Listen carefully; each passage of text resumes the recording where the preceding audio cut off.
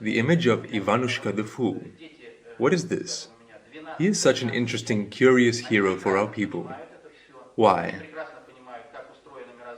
Because, in fact, the world view that is among the people, it is expressed in pictures, in images, in folk tales, first of all, in proverbs and sayings.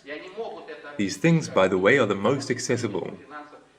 Children of 12 or 13 years old perfectly understand this all. They perfectly understand how creation is arranged, they perfectly understand what the higher reason is, they understand what the economy is, and understand how the Russian people are simply rudely thrown under the bus in modern terminology.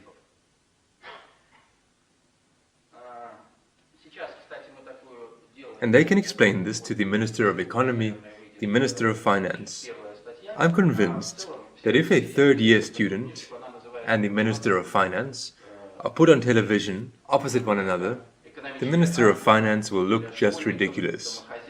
This is true if a person has a real-world understanding and not a slew of stereotypes.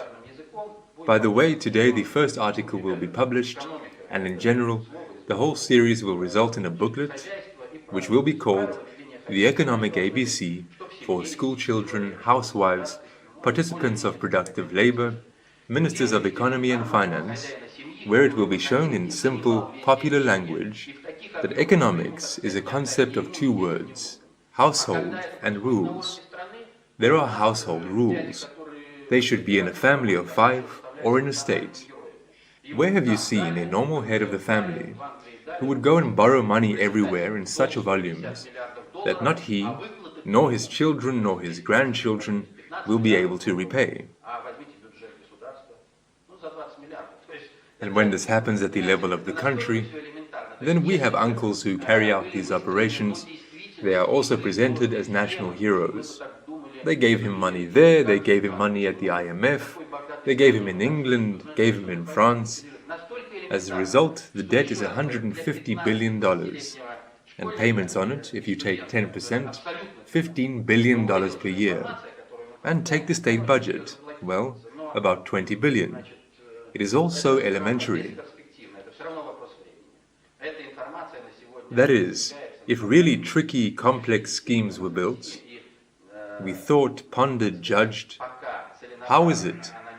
Why, in such a rich country, we exist in such a way?